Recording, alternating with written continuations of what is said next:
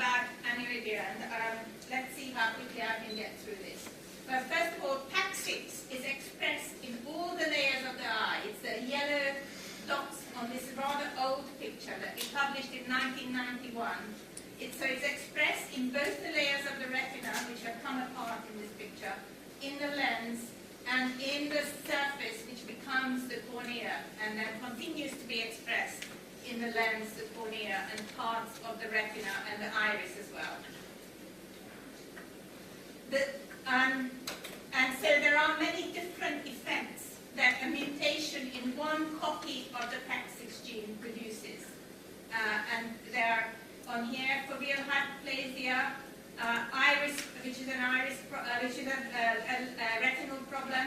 There are obviously abnormalities of the iris, problems with the lens, such as cataracts later on, corneal disease, glaucoma.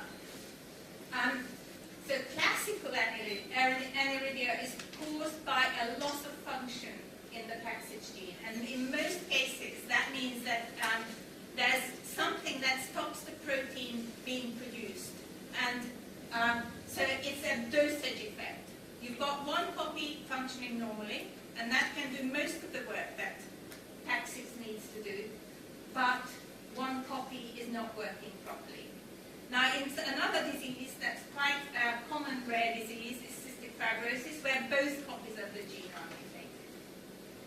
There are many different ways in which you can produce a stop in the protein. And below, at the bottom there, I showed the structure of the gene. And it's a gene, it's a protein that binds to DNA and regulates the expression of other genes. And so it's got bits, domains, the pair domain and the homeo domain, which is why it's been called PAC6. It's 422 amino acids long, which it amounts to 1,266 nucleotides. That's not a particularly big gene, but it's big enough. Here is the database, and you can see that we have identified mutations in nearly 800 different individuals. And of those, 353 of the mutations are completely different. So the same mutation doesn't recur all that often. There are a few mutations which do recur more often than others, but many of them are unique. And then here is the PAC6 gene, the yellow box in the red background for those of you who can see. And it occupies just a small region of 22,000 base pairs to express those 1,266 base pairs, which are opposed to the protein. But you require a lot of DNA on either side of it in order to control the expression of the gene. And this is part of our work that we've been interested in.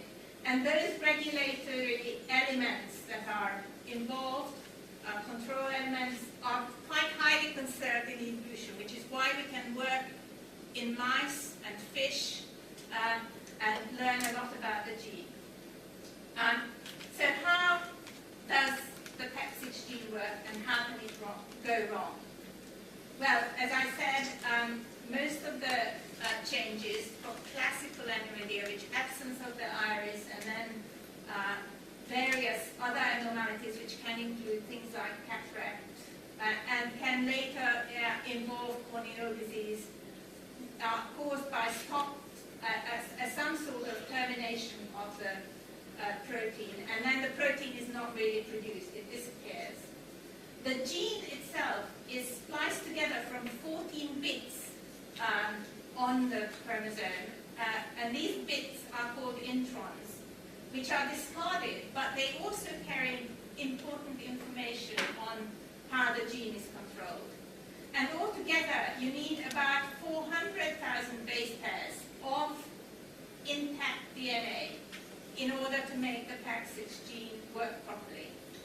Now, in most of you, all of that is working fine, and there's just one little point in the middle of the gene that's gone wrong.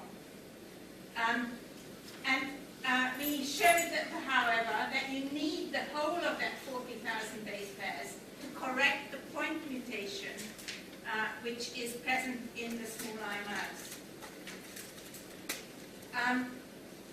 So this is the picture again, and the regulatory elements which lie in the introns, and the long way either side of the gene. They show the conservation across evolution in many species, and a breakup of the region outside CAC6 can also cause aniridia, often classical aniridia, because that also turns off the gene. And we have just identified the first very small change in one of these elements in a 16-year-old boy with aniridia from Italy. Our cohort of patients that we look at comes from all over the world because people have sent us cases, and that's how I know a lot of these clinicians by interaction. So you can also have changes in the amino acid sequence which are more subtle often than losing one whole copy of the gene. And they cause different phenotypes, many of which are slightly milder than what I call classical aniridia, with a total absence of the iris. So you can have isolated foveal hyperplasia, and all these R26G, V1260, and so on, they are just amino acid changes, which I'll show you in a diagram in a minute. And they're all, except for that last one, which says HD, and is a very, very mild mutation. That's in the homeo domain, but all the rest of the missense mutations that we come across are in the pair domain, which is one of the major DNA binding domains of CAC6. But there are a few mutations, and there won't be any of these in this room, because these are much more severe diseases, and they don't look like aniridia. And they cause more like microphthalmia and more like some of the other genes that I was telling you about, phenotypes that are like SOX2 phenotypes. And that's because the two genes work together. And it looks as if these mutations stop SOX2 working properly as well. And this is just a sort of diagram with all the amino acids shown and how they form a structure into two sets of 3 cylindrical bits and a linking region and 2 tails at each end. And that's how, this is the thing that binds to the DNA. And so the severe mutations are shown in red, the milder mutations in yellow, and the very, very severe mutations are shown in green in these places.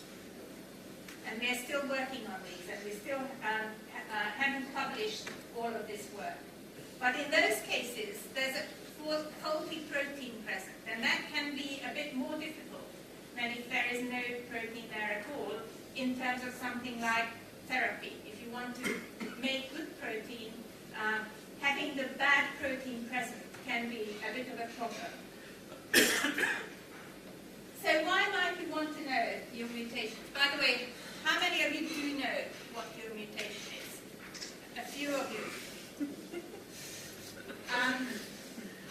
Well, it helps to confirm that aniridia is what you've got, but actually I think clinicians are pretty good at recognizing aniridia. But in rare cases we have found mutations in other genes, and then maybe the therapy and the care that you require is slightly different, so that's useful to know. If we speculate that there might be a reasonably near future for something like gene therapy, I think the first gene therapy or some other sort of cell therapy, I think the first place where it might work would be in corneal disease, because the cornea is so accessible. It's right at the front of your eyes. And we are learning a lot about stem cells, and I'm sure you'll be hearing about that later on today and on other occasions from experts. So it might be important to know whether you've got a missense mutation or a null mutation, and different approaches might need to be taken in correcting whatever problem there is when therapeutics come along.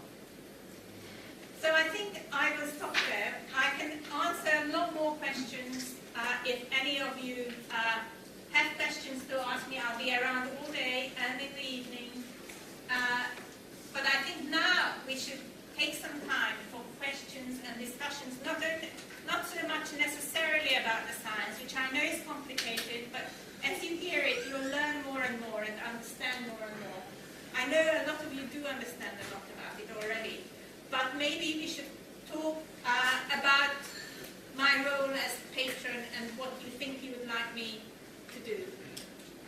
Thank you very much.